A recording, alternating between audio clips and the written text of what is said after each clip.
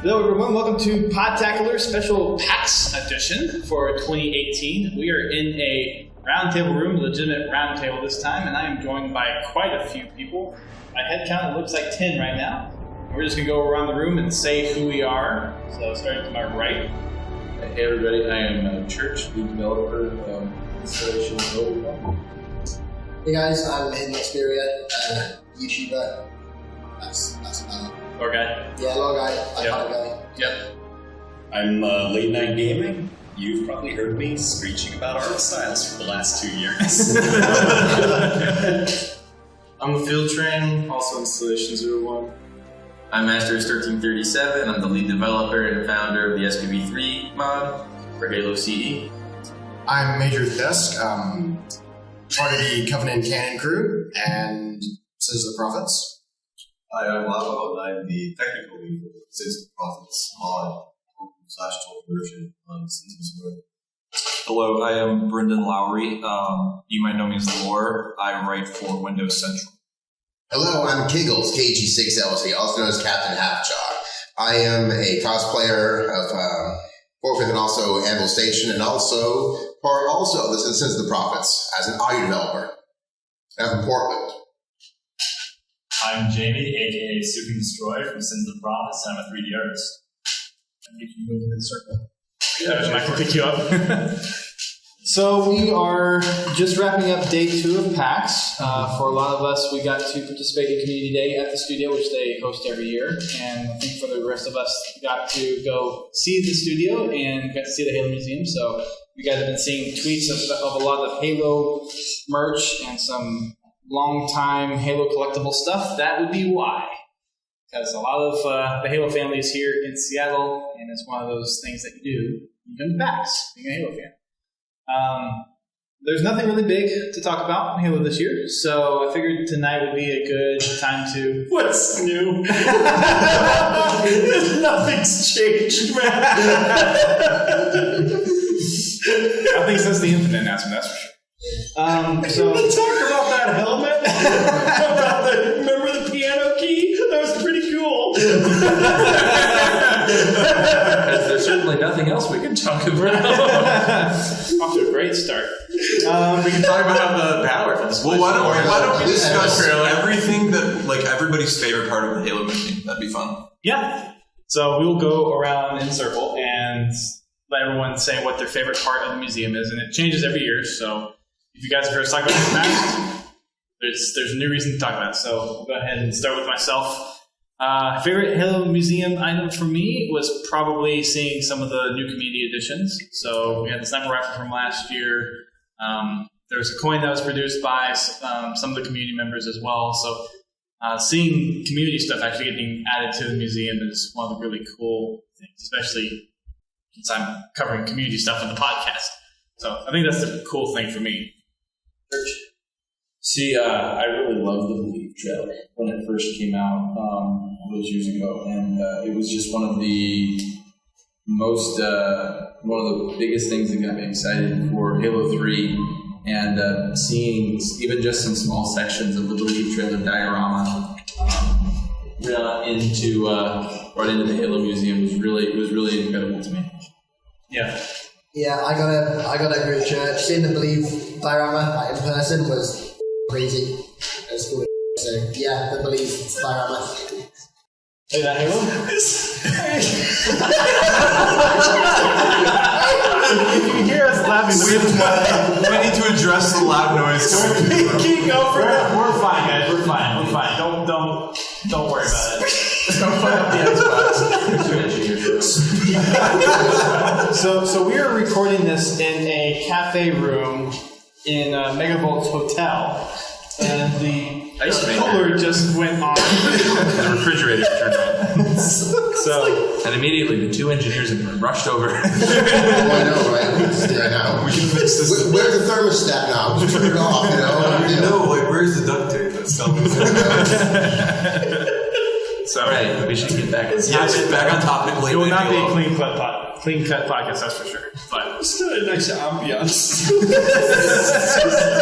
Shut up and answer the questions. Finally sound in the background, so what you would have done.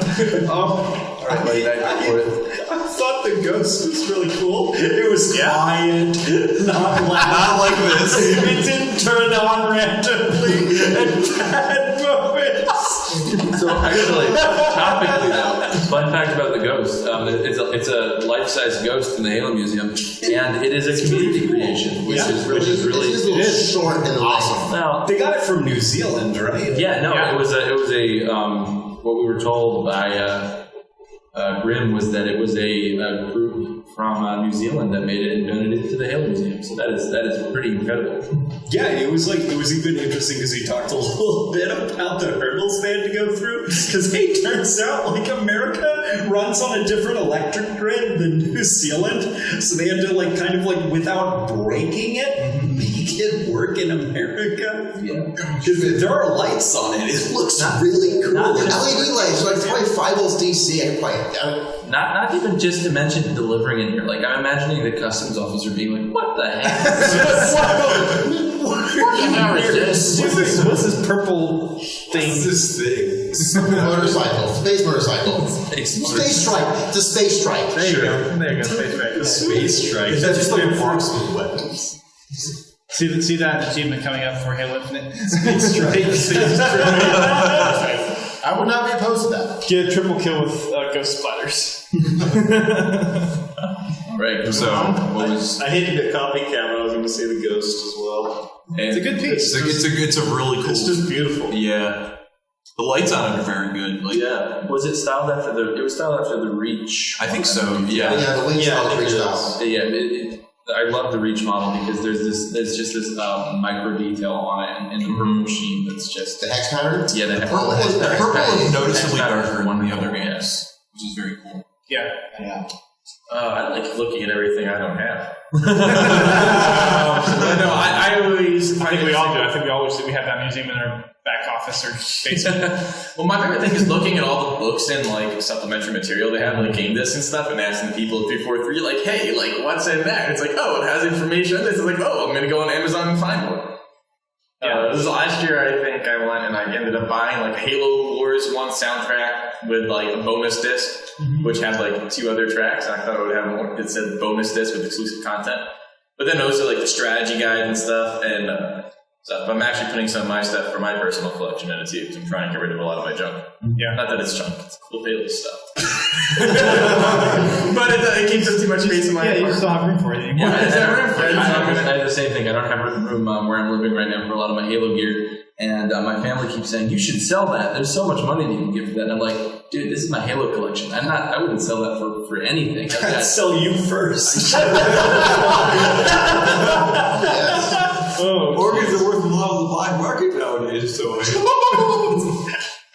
eBay, I'm in. You're worth a lot. For a family? Yeah, that's Craigslist. The package deal. The package deal, you know? I'm gonna have to wrangle this one in really quick on that.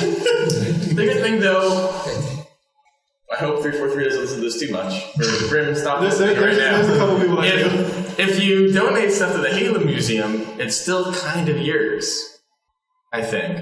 no. What? Like you can loan stuff to the Halo Museum. I think certain items, Yeah, certain items, yeah. So I guess I'll give it to them until I want it back in 20 years. That's where I want my thing back. Old man Unless they're being shipped over Facebook. But no, I really like seeing the collection of everything in the history of the franchise there, and it's cool like when you realize you have something that's not there to like contribute to it and like let other people enjoy it too.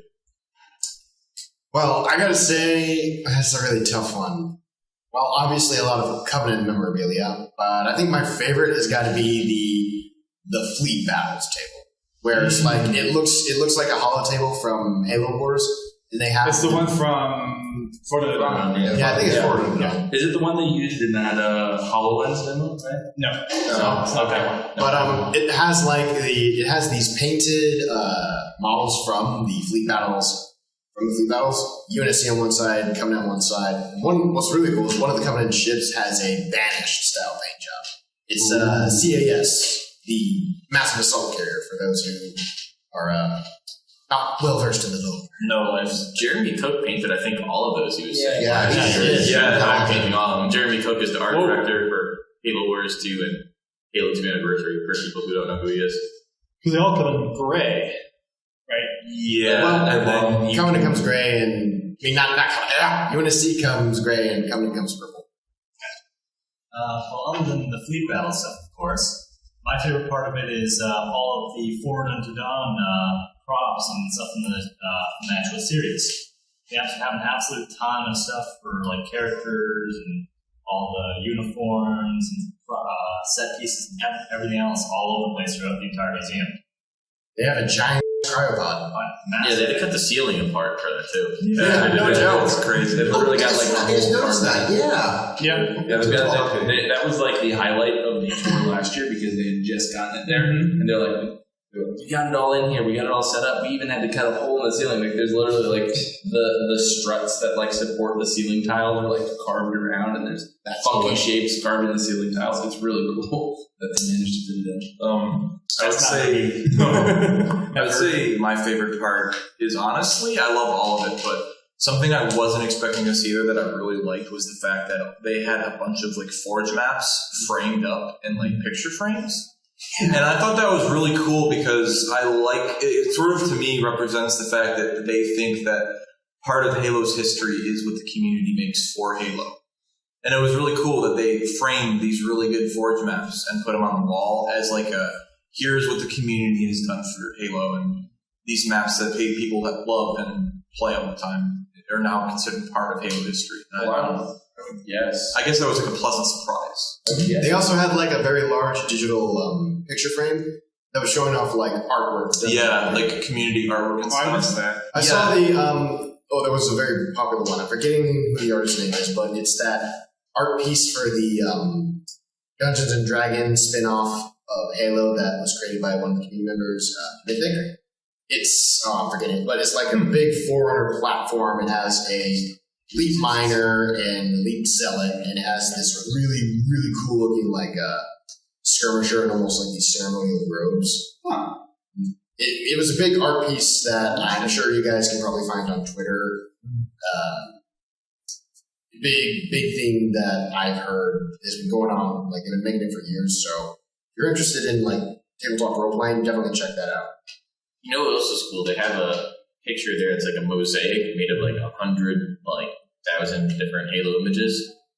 You know, it's funny because I'm playing about Captain Keys' uniform in MCC because it's not the same as Xbox, and I was looking on it, and the picture is like, well, you guys can't see, but I mean, like, it's like the size of your thumbnail on your pinky. And I was like, Talking about the Halo Fest or a different? I don't know if it's a Halo Festival, but it's a mosaic. But I was like looking at it, like pointing at stuff in it. But also, they also have like these really huge, like high res, like movie poster sized posters of the book art, including like First Strike and Fall of Reach, the second edition ones or the updated ones, and those are super cool. I mean, actually, down to you, Lauren. Yep. The community involvement with the Forge part. Don't get me wrong. I was at RTX 2 years ago. They made an announcement. They said there's 300,000 Forge maps made. Yeah. I just realized I would never live long enough to play all of them. And I kind of had a mortal feeling. Yeah. I heard that. I was like, man, I'll never be able to sample all these maps ever. Yeah, the Forge community is ridiculously on passionate. 5, it's exploded. Like, to see how many maps are made, just like even like every day, there's usually 1 map or 2 maps that get like released. Well, see, a lot of the competitive people and even a lot of the casual people, they saw Halo 5 Forge on PC and they're like, hey, I don't like this because it's not a good multiplayer experience. But you know what it is? A magnificent Forge toolset that you can control with hotkeys and a mouse and keyboard. You have any idea how incredible that is for Forge? It is literally Halo Gary's mind. Yeah, it is. It is. It's enabled people to do stuff that like, and don't get me wrong, people did some crazy stuff in Halo Reach Forge, but the far above and beyond what has been possible in Forge since Halo 5 Forge on PC is just incredible. Yeah, like precision. Yeah, just like watching people put like individual like 1x1 pixels in like a space and then add something like just watching how people are able to take just the littlest of details and put it on a map and have it work where it adds both to the aesthetic and then it also adds to the gameplay and it's like I consider myself a decent forger, and I've made like one good map, and it's insane to me how many maps people make. Like it makes my map look like dog shit in comparison. But Yours is good. But okay, but you get what I mean though. Like there's so much talent that Forge enables. It's pretty overwhelming. It is like to be like I know Sean on Forge Labs. Like he made videos on people's maps every day, and still there were maps that were not being featured just because there are so many good ones. There's tons. So I think the artwork is incredible. Like you see, like Godzilla running around Yeah. or whatever, and it looks crazy. The Japanese have gone Forge. crazy. Wasn't there like a transforming Megazord somebody did? Yes. They made a giant Spartan robot that was like scripted to hunt and kill players. And like all of us were trying to figure out like how the hell they did it. Because like even the basic scripting, like tutorials and stuff, that the game kind of helps you figure it out. Like none of that ever gets told that it's possible, and they found a way to make it work. Which is like ridiculous. People had a working calculator. Yeah. Wait, people made a working calculator? Yeah. There was a calculator. And not just like scripting based stuff, but like just visually some of the stuff that people have done. Yeah. I remember when it first came out, one of the more popular maps that was made in Halo 5 Forge for PC was a Last of Us map. That was made like to really like closely emulate the the levels and aesthetic and environments of Last of Us, and it was just visually stunning. Like it was incredible. It like I had no idea how they did it because like they had like walls and they had like bushes and it like felt like an overgrown alleyway in a part of the city. They had like street lights and like buzzing insects and all sorts of stuff like that. I was like, okay, this is still Halo, but I've never seen this before, and it's incredible. Absolutely incredible. I remember seeing what's the map with the city, the BTB map? It's like a Halo 2 remake. I've seen the Headlong remake that they made for multiplayer. Mm-hmm. Somebody took that map and like ODST-ified it. Like they gave it really heavy rain, and then they made things very dark, and then like flashing lights, like flickering lights and burning cars and stuff and bodies, and it was like, this feels like I'm walking through Halo 3 ODST. And it was like just to change the skybox alone, the amount of like different feeling you can give a map is crazy. So yeah, Halo 5 Forge I think cannot be understated how amazing or overstated how amazing it is. I can only hope that for future games that they do the same thing where they make the tool set available at such a high level of precision and such a high level of accessibility. Well, I would like to see something kind of go along the lines of Halo Custom Edition or Halo 2 Vista, where if it's powerful enough on Infinite and because of the unofficially confirmed fact that it's supposed to be on PC, then give us a PC editors where community can actually legitimately make their own maps from scratch. Or like levels. Like I've played a few custom campaigns on Custom Edition, and people have made like single player RPGs out of them. And it sounds weird, right? But it's crazy how like you can actually walk around a place and you can like have dialogue with characters. And it's so strange. There's that one on the spaceship. The loads of ODSTs. Yeah, and there's one where like they use Halo 3 models. Yeah, I think it was. Yeah, it's Takedown. Yeah, Takedown. That's what it is. And it's like you never would think this would be a thing, but it is. Like I think the one you were talking about, Luke, the one where you're in ODST. Yeah. They made a fully choice-based story where you could actually make a choice and it would completely influence what you would do. So like. The amount of like depth to it was crazy to the point where by the end of the game you were playing as an ODST and you could like join the Covenant and stuff. Like it didn't make sense. Like lore perspective, it did not make sense. But the fact that somebody actually made a choice-based Halo game kind of blew my mind. There's XCOM stuff based too, like where it's like bird's eye view and you can tell your units where you it's want to like run, and they'll go there and like fight. There's even like an RTS model turn-based as well where you can spawn units in. Like it's like you have the assault rifle crosshair. It's a top-down view. You can like spawn units in and actually control them in real time, but it's in CE. That's neat, and it's like if that were to happen for like a modern experience, can you imagine? I mean, look at what like we just finished talking about Forge, and you know the talent is out there. Yeah. So just to have the tool would legitimately make me extremely excited. It's simple. Build it, and they'll come. They will. Yeah. You give them the tool set. Let them learn how to use that tool set. Which was easy to use. 5 got more complicated control scheme. Mine simpler, something with mine. But the more you can do with these control sets, and the more you get towards basically having your own. It's basically a sub game engine is what it is itself.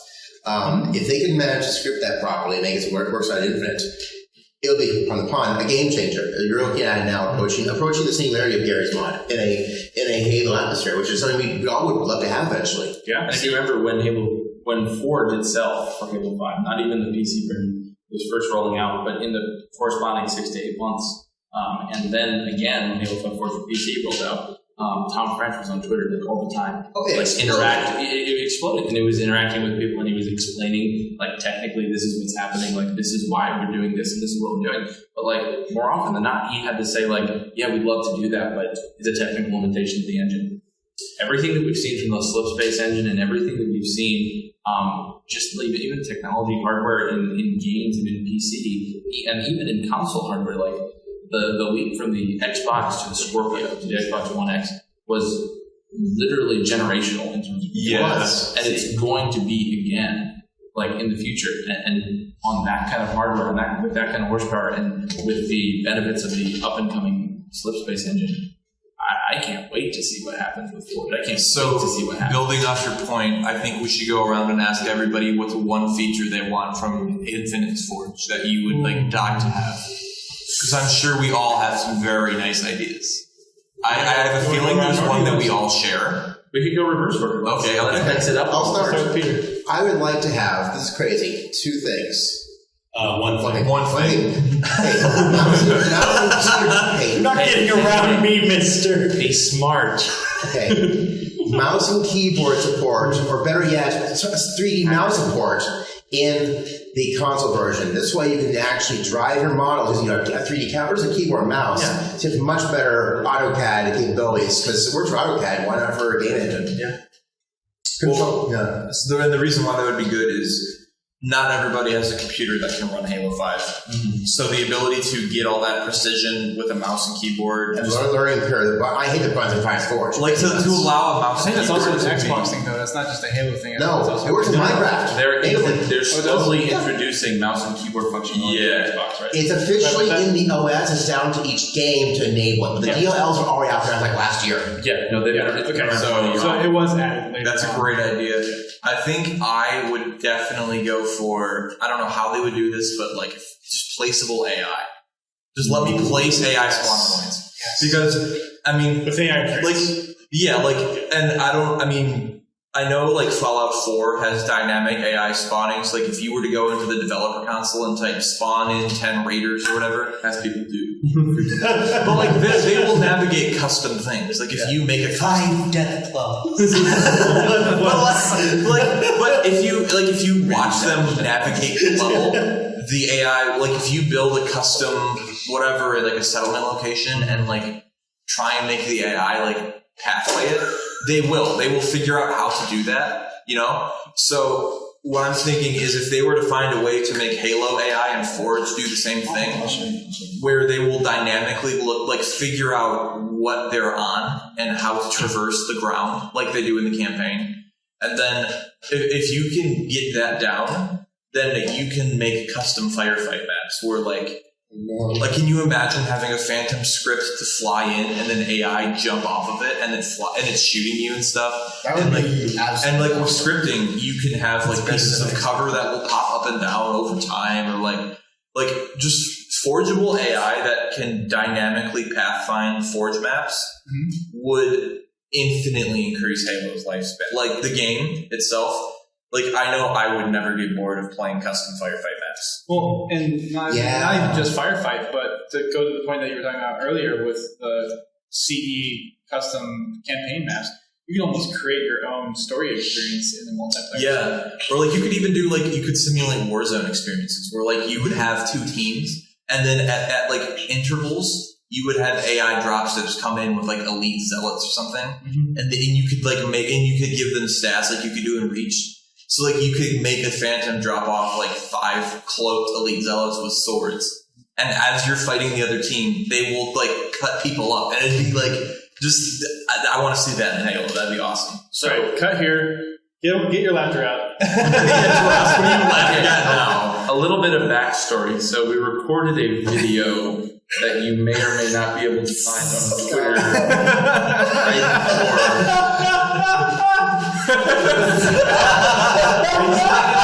He's letting it out now. The comment section may or may not be, as they say, fire. Let's quickly explain this. So you Okay, stop. Well, quick question for the audience here. Have you ever heard of T-Pose for Halo 2018? Because if you haven't heard of it, yeah, this is us 10 minutes after recording it, and Ross is dying. Oh my gosh, he really is dying. so we're gonna tire him. Doesn't matter if misery. Oh gosh. Stop. Ace, are you modding? Are you moderating? Yes. Okay, thank you.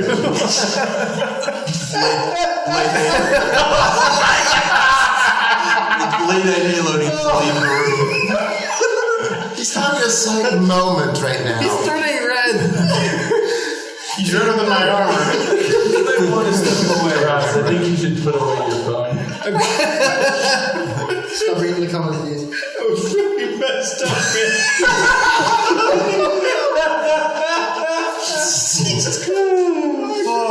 Okay, just moving on, boys. Bring it back in. That was so weak squirt down right there.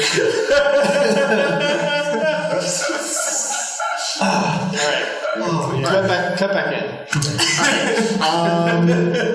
Well, okay, so this is probably going to extend to more than just Forge, but I would bring back like new playable models, like of course playable elites, but maybe even playable Promethean soldiers, and even though I think it'd be pushing it, maybe brutes, because while the amazing custom games that could be made through like CE and a potential like modern Halo thing, I think bringing in new playable models would really breathe in new life for the machinima. Which they could use. Which they could really use. Like, for example... Machine's been dead for a while, sadly. Definitely would be nice. Well, not Like, dead, for example- but very much But not dead and buried. Like, there's still actually some for example, jumping back to Forge, I've seen a lot of more aesthetic style maps. Like, they're not meant for gameplay, they're not for that. And this one I found was like a Swords of St. Helios base camp. Like, it had a bunch of cool things, like tents, phantoms that were parked and actually had hoses connecting to plasma batteries. Then they had like these makeshift tyrants that were shooting down these purple phantoms, obviously Covenant Canon. And while I was wandering and exploring this map, I wondered, this would make a great machinima setting. And then it's like, but you have no elite models that you could play around with and all that. And yeah, I really do think that would bring in more storytelling, because like when machinima started kicking around, like CE Halo 2 was kind of goofball, more red versus blue dominated this thing. Then with Halo 3, it really started kicking off with people, well, mostly comedic stuff. Then when Reach came along, that's when it got a bit more serious. Not necessarily intense with the lore, because even then it was still kind of, the lore community was still kind of, it wasn't something people were commonly know with. But with Halo 5, especially for those who really love the Covenant, you're introduced to the fact there was a civil war on St. Helios. You're introduced to the fact that Prometheans are attacking everywhere. Jules' Covenant is attacking everywhere. Like, there's so much story potential in the post-war era, and I've said it before, and no harsh love for U343, but I really do think not having elite models, at least for Forge and just custom games, that alone really cripple a lot of like machinima ideas and potential, especially for ones that are more involved in the Halo universe than just skits and comedy. There's a reason there's still a million Reach machinimas and a million Reach We've all seen clans. Rise of the Spartans. Oh, heck yeah. So, or... We've all seen Elites of War. I guess we haven't all seen it, but... and that kind of goes back to what you were saying about like a modern sort of Halo CE custom edition, where even if we can't have playable elites, something like that would give us the ability to at least like play as an elite or something. Like you could transition the animations or something from the campaign elites to your elite. I don't know. I'm not a technical person, so I don't know the specifics, but I think there are people that do, and they're passionate about it. So it's definitely a good idea. So on that note, I think the SPV3 master could probably My request for Forge is to not have Forge and release the full Slipspace tool set so we can do whatever the hell we want. I'm in. There we go. There it goes. But since that's not a request for Forge, I would actually love to see them put some on the PC version, have some Windows VR MR support, and let you actually move around and like build it like you were building it out of Legos and stuff like that. I think that'd be super cool. Yeah, out of Mega Blocks. You know, that's like people are going to start making jump scare Forge maps then. Right? But they already do. Yeah, they script like Olive the pigs that are like black to like walk out of a spooky cave and they'll like spook you. Like they're pitch black, like they're the color of the night sky. Beware the black piggy. But like, and like the cave will be really dimly lit, and you'll be walking past it, and all of a sudden, like an Olive the pig will like scream out of the whale thing comes flying. And like they'll attach like monster sounds to it with magnets, and then group the object together, and then make it all run out of the cave. So it's like the screaming Olive the pig, and like you're just like, what the fuck? And it's like it's hilarious. So, two things on that. There was actually a really cool Forge map series someone showed me where it's actually a campaign built in Forge, like with zombies. Where it's like a series of levels. As you go through them, you have to work as a team to like get doors open and stuff. Oh, the prop hunts. I don't know what the name of it is. There was prop hunts, right? Underwater one. Yeah. I think it was I saw it like a year and a half ago, right? 2 years ago? They were popular? Yeah. No, it was right after Halo 5 Forge for PC. That's right. Yeah, but also I was more getting than being able to navigate them in VR, be able to like sit on the floor and like build like you're playing with like Mega Blocks or Legos and just go into your tool chest and spin it around and place stuff rather than have to, use the controller or the keyboard to like place a piece and raise it up or down. Just take the controller and like place it where you want. I think that'd be super cool. I haven't played Halo 5, so I don't know what is Lost the planet. Or their model. LateNightGaming can't stop laughing, sorry. If it's not in there, do we need to pass over? We're good.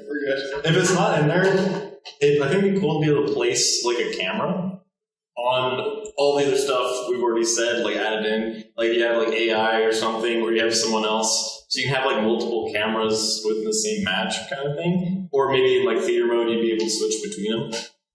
I think that'd be cool. Or like even like if you could script like a cutscene to go off in the middle of the game. Things like that.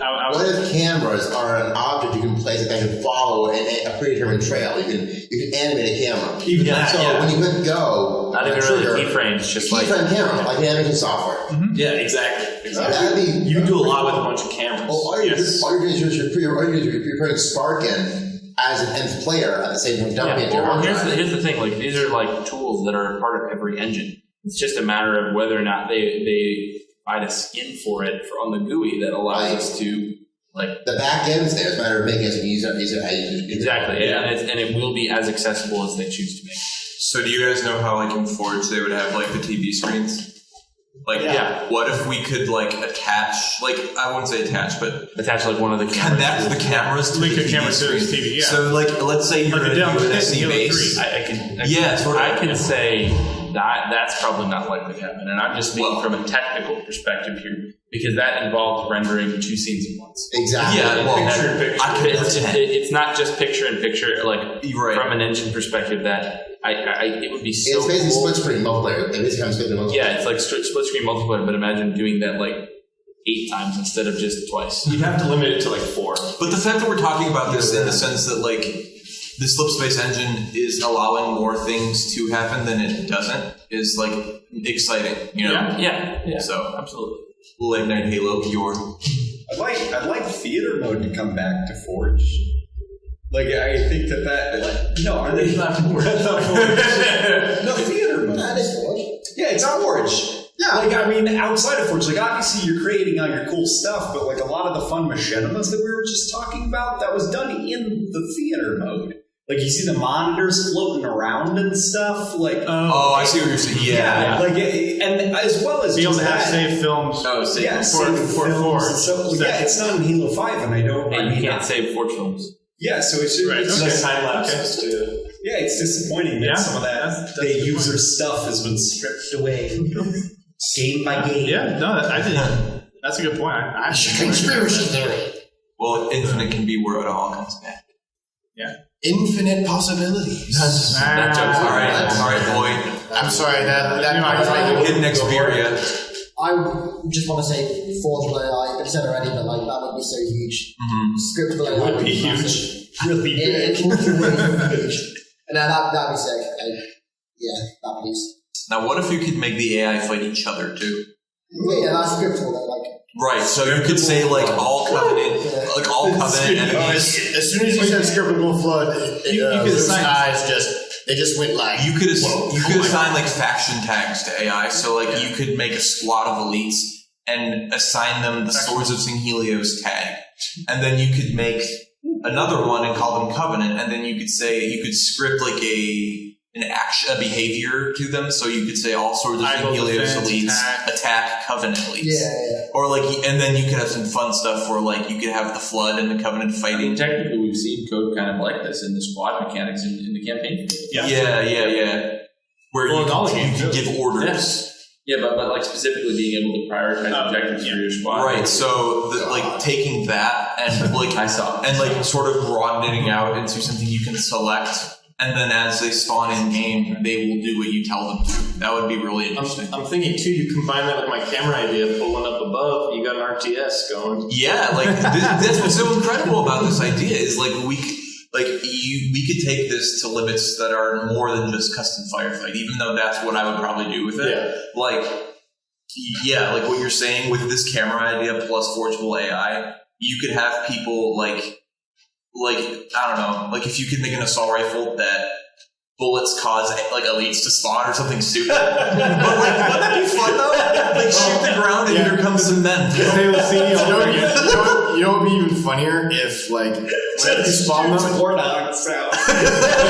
whenever you shoot the gun and it spawns elites, it goes with that class really famous. Already it's just work. So especially when you have it on one order, just Could you just imagine a room full of hundreds of entities doing the word sound effect? And just so many. Well, I think that's going to be Game Cheat's next video. That's been going home. But that's what makes this idea so good is that it allows for both extremes of the spectrum to exist. Like you could totally meme the out of it, but you could also make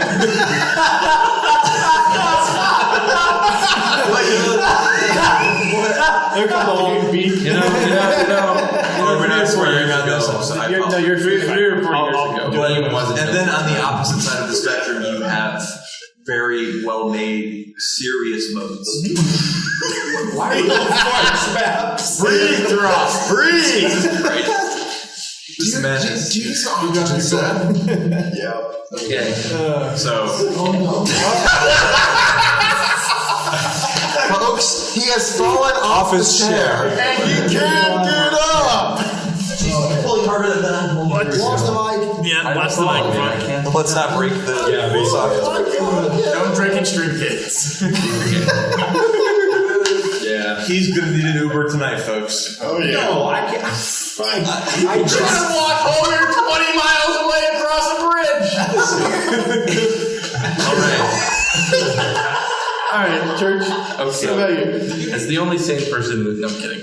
I take offense though. So we kind of saw this in Halo 5's Forge, but I love like them different, like so like you could spawn in like any object and then you could give it a different material. Like, oh, I want this to be wood, I want this to be brick, I want this to be rock. I want to see more of that. I want to see like 15 different types of like material permutations. I want to see material blending, like maybe vertex based, vertex based material blending. And like in Halo 5, you could switch the lighting of the map, and it would make like one material appear to be look like a different material, but it was really the same material. But like with vertex-based material blending, you could literally like make this area a desert, make this area like a swamp, like different things like that. And yes, it would be so wonderful. And we saw just a taste of this material terrain editing. Just like terrain shaping, like lift it here, lower it there. It's funny you What's say up that in Halo 2? because The Halo 2 Vista map making tools. You could shape terrain. Well, in the Halo 2 anniversary, Oh. could do that too. I never played Halo Vista on the map page. I only played the campaigns on the PC versions. So you're telling me that you actually do basic bump editing to do terraforming? Yeah, essentially. Yeah, with Halo. Do you know how much you save so much on your budget, your polygon budget? Absolutely. Oh my Just by God, shaping yes. different things. Yeah. Yeah, with Halo 1 and 2 PC, it's then all done in 3ds Max. Yeah. So you just make your mesh layer, import it. But then those are rinsed out. Really? Yeah. Tool will give you a ton of errors because it sucks. But then eventually you learn how to use it after like 30 years. You just I think I've been Didn't they wrong. finally get a plugin for Blender? somebody but somebody 3ds made Max one. is really the best way to do it. Yeah, there's But you get a a student license. there's a for it. Mac script that will literally export it as a BSP, and then you can just import it. Oh, the BSPs. Yeah. Oh. That's fine. so your Yes. idea, Welcome to 10 years ago. your idea of like terrain stuff with this actually gave me an idea of how like we could make a mountain. So if we were to make a piece of terrain half snow and half grass, Oh my God. like as you know, or like rock or something, so you could make the top of the mountain snowy, and then as it goes down, it like transitions smoothly from snow to rock to grass. So procedural based or height based. So we could make very realistic looking like terrain. Yeah, you could have probably like texture maps apply it at certain heights. Yeah, so like the higher you go, the snowier. There's some Z heights. Other objects Or like if you Yeah. reach a height threshold, things start to become snowier and snowier. Well, actually, here's how you do it. Really simple. You have an object. We'll call it a cylinder. Okay, it's very simple. Mm-hmm. At zero on the cylinder's height, no matter what it is in the map, is one texture. You'll declare a middle point and a top point. A middle point would be where the transition point is. So basically, like the Red Bull can in front of you, basically would have in essence. You could choose snowy or grassy based on 2 points, and the game would simply blend in the middle. It'd be an automatic blending of 2 different. He means it would be like a gradient. Yeah, a gradient. So you would select, I want this part to be very snowy. I want this part to be very grassy. And I want the middle point to be at this Z height of the obvious height. It's more so you have the natural gift of talking incredibly quickly. Sorry. No. That's nothing to apologize about. That's a personal flaw. You have the ability to construct sentences incredibly quickly. That's my ability, I wish I could. So for you, what would Auctioneer. what would your forge thing be? Because so I don't know if this is exactly Forge, but I would see it kind of as an extension of Forge, but a source filmmaker version for Halo. Okay. So like the full tool set with the ability to import models and everything. Yeah, be able to That import could go south models. very quickly. Also animated from machinima. Yeah, no, well, animations, I think, would be the biggest thing from that, is being able to do your own custom animations. You know what's sad? And with the Windows stuff, if you could do it in VR and you can like do True. some motion. You know what's sad though? They killed the Kinect 2. That would have been a great tool. That would have been a great tool to actually use that for basic mocap. You can mocap things. Oh my gosh, so well. So let's People talk, have used that for CE. let's do a sidebar. Let's talk about the Kinect for a second. So I have been a believer in the Kinect since it first came out. Same here. I have not been a believer in a Kinect for games. Oh, it was Well, as soon as it came out, you saw a whole bunch of medical applications. It was marketed really poorly, but it tells you something that the moment the Kinect came out, my university was like, and we're now offering Kinect dev kits for students that want to do projects. We're like, wow, yeah, that's awesome. And it wasn't like the Kinect. It like its marketing was just basically like, here's this cute fluffy tiger you can animals. So, but like as a developer tool, it had completely like unrealized potential, and the Kinect 2. Can I just say the technology behind that was nothing short of incredible. Like you could detect differences in temperature on your skin. And like all sorts of crazy stuff. Like, I've only used Kinect 1 for mocap in Gary's mod so far. Yeah, Kinect 2 had it had individual finger tracking. Really? Yes, it was crazy. incredible, and unfortunately, it was more or less scrapped from that. Well, it's a shame that it's one thing that it's killed from the gaming community. It's one thing, but the fact that actually ceasing the production of the actual sensor means that's the thing. And I have two hoarded away just on purpose. Now, was it badly marketed, or was it made for an audience that didn't want it? Latter, I think. Probably both. Probably both. Both. Yeah, because as far as games go, the Kinect was nothing short of a nightmare to deal with. Oh, Like the old true. Xbox UI and the way they compromised a lot of stuff to shoehorn in this thing that barely. Do you guys remember Common Development Anniversary? You could technically you could shout at your TV to do things and come on the wall, throw a grenade, and do it. So gimmick of it is throw a grenade. I'd rather just hit LT. Yeah, But it's why funny. would they know? Was it funny? I thought was it funny or The thunderclap is funny. About voice commands. Something that's not really infinite or may not be, who knows. But I look to see is, you know, in Halo 5, if you can drop a waypoint for your activities, what do you think they start using voice commands? Lock, Chief Kelly, go here.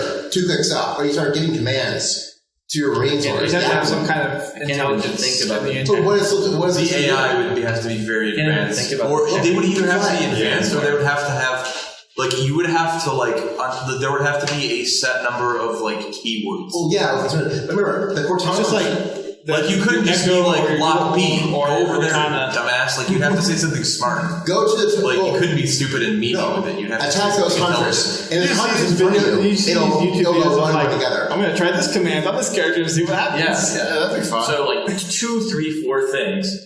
One, there's actually, as far as Kinect application, there's a museum in DC where they have an exhibit where you can paint on the walls, and they have about 20 Kinects I counted when I was there doing stuff. But all the technology of the Kinect is in that notch on the iPhone X. Yeah. All that stuff that was in the Kinect with the dot projection stuff, that's all they're using now. It's shrunk down significantly. It's shrunk down to that little notch. HoloLens 2 may have it 2 or 3. The new HoloLens rumors have it. Yeah. So the tech didn't go away. It's not made its way into the applications it could. The applications It's the Apple Movie to it. There's some very interesting ones. It was way before the time. So whether or not you believe in paranormal stuff, I've seen them use the Kinect to try and get apparitions on camera. It's weird. They will and whether or not it's faked is up to your belief. But they'll sort of walk in front of the dots, and you'll notice the dots are hitting this thing, and they're refracting off of it. Yeah, I was I'm not saying it isn't, but I'm saying it's interesting that they're using it in that way. It's like, hey, Ghost, would you like to play Just Dance? Yeah. So that was the other thing I was going to bring up. My problem with the Kinect is if I put my feet up, or if my cat ran through the room, the Kinect would think it was my hands. So I'd put my feet up on the table, and it would pause whatever I was watching, or if the cat went running through the room to go get some food or after a ball, it would fast forward my movie. That's a scroll wheel. So I had to take tape and put it over the lens, just use it for voice control. Oh, yeah. That's what it had. It had the voice commands. See, and I like the voice commands are back. You can now use them with the headsets. That's stupid though. I sitting on my couch, and doing stuff. I like sitting on the couch. That connector's the ultimate way, man. I came home one time, turn on the Xbox. TV, Come on, Netflix. Yeah. Yeah, man, just flipping my hair. I always turned off my Xbox. See, I wish I would put a microphone on the console or on the controllers, so you could just. Or they sold, or how about this? Just put USB sound card support in the Xbox. We'll bring our own mics for $10. Yeah, but we get wireless headsets like we had on the 360 about 10 years ago. No, there are. I have 2 pairs. Really? There are wireless. And they're baked in. Okay, so this is interesting. I'm a diehard fan of the hardware side of Xbox. Yes. There is Bluetooth in the Xbox. There's an antenna for it. That's what I was told by someone. It's disabled. No, it's not disabled. It's a Bluetooth 5.0. It's in the chipset, but they never put a trace on the circuit board to go from the antenna section of the chip to an antenna. Yeah. That's all they're missing is a basic amount of a staple size piece of wire. Number 2, the Xbox, there is actually some really good third-party Turtle Beach 600 series. Yeah. They don't require any dongles. They don't require all you do is pairing. You just press the pairing button and the one on the headset, and it's good to go. It requires no wireless controller. In fact, even if you're die, it doesn't matter at all. How much is that? $90. There's no use to buy wired headset longer. Some solid product placement in our podcast. No, I love them because are there any on the PAX floor that could mysteriously disappear? Probably so. Turtle Beach. Yeah, there's a whole Turtle Beach section, and they have them there. Well, I know where Mattress is going tomorrow. Because you can't close on your controller to the floor and the batteries pop You can out, do it which we all know we do that all the time, Yeah. right? Yeah. Shipping. Back in the 360 days, yeah. Since we're talking about the Xbox One X, it's like, how about we discuss that hardware a little bit? Because Yeah, because we're hard engineers. I want it. So Well, if they're talking hardware and all that, I'm gonna stare at your. So we'll kind of just do it really quickly. Yeah. But like, the most impressive thing to me was that the Xbox One X went from being like about as powerful as like a mid-range PC from 2012. The Xbox One went from being about as powerful from a mid-range PC in 2012 to being like at the cutting edge of gaming. Like the fact that a console can actually reliably play 4K content. I would say the closest video card to compare to an Xbox One X is probably a GTX 1070, and that's impressive because a GTX 1070 costs almost as much as an Xbox One the X. price point of the Xbox One X is what makes it special. Yes. It is. Like, It was a magnificent. and I'm coming from a position where I am like 90% a PC gamer, but you can't really deny that the Xbox One X is an improvement. Like, The price to MIPS is amazing. now, Yeah. whether or not Microsoft is actually making money on it, I doubt it. Well, here's the thing: No, is I the Xbox One I X. think they are. Xbox One X was clearly meant to be a luxury console. Mm-hmm. If you had the money to afford in this gen, then you could play this gen's games at their maximum potential. So what I find so cool about the first thing I did is I went back and played Gears of War 2 and 3 in 4K on that thing. And man, it's amazing how what is it now? Gears 2 was 2009? Yeah. Yep. Like a 9-year-old game can look on it. Yeah. But it's like even really Fallout 3, they turned on Xbox One X enhancements for the 360 version of Fallout 3 that runs on the Xbox One. Right, it Yeah, that's what I was uncaps talking about it, here. basically, Yeah. is what it does. 360, like It upscales it. It like uncaps the frame rate. And then it It doesn't upscale it. Like, you guys remember we used to take pictures in Halo Yeah. 3 and you would see a checkerboard render it over a period of 3 or 4 seconds. Yeah. To do a super high res shot. It's basically doing that in real time if games were following the right Code system, yeah. for lack of better words, yeah. Sure. The hardware part that actually surprised me with One X is, again, the cooling capabilities. And, Yeah. the first It's a Xbox, vapor the chamber. first Xbox, the black one, was actually larger than the Xbox 360. It's a huge piece of software. Hardware, bigger than my mom's VCR in the 90s. It's wild. It was not only huge; it had an external power. External brick, which is so 90s. So the Slim really cut that down. And I'm like, okay, we got the same hardware-ish, but smaller. But then the icing on the cake is the X comes out. And, oh, by the way, it now has water vapor cooling, technically. And, and by the way, it does 4K in a package that is extremely small. It's smaller in volume than the Slim. The thing's water cooled? They're cool. They're using some it's not Freon, it's probably some sort of a refrigerant. Basically, they're using vapor cooling, in essence. Yes. So let's switch gears. Oh, sorry. So, no, I just wanted to say on topic of Xbox One sales. So interesting thing, if you look at the Xbox top play games chart, which I often do, if you look at the Xbox One X only games, Halo 5 is consistently one of the top played. And the same thing, Because probably it was one of MCC. the first 4K titles. Yeah, but it kind of shows that the power of the Xbox platform and why people buy Xbox. Sure, you can get all these games that are on other systems, but the fact that people who are willing to spend the money on Xbox One X are spending their time on Halo 5. It depends on where you go, because depending on the region around the world you are, the top played games shift dramatically. Sure. So top played games is such a weird nebulous thing because we don't even know what it's always the top played exclusive, not the top played game ever. It's just of all the games available exclusively on Xbox One. It's always in slot number 1 for Xbox One X, and most of the time for Xbox One in general. So we've hit our hour mark. What should we do about my launch? The big gold thing. Are we going to bring that up?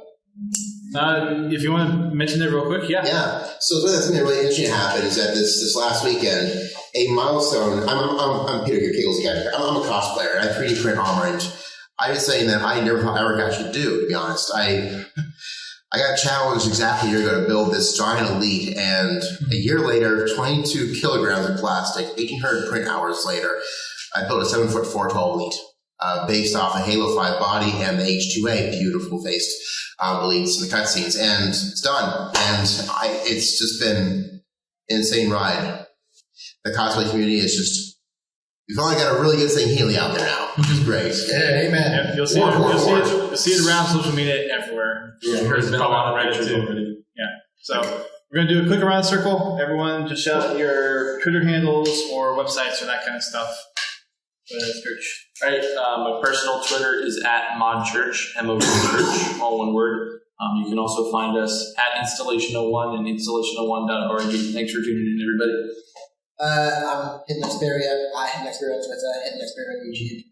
Pretty simple. Late Night Gaming, you'll find me.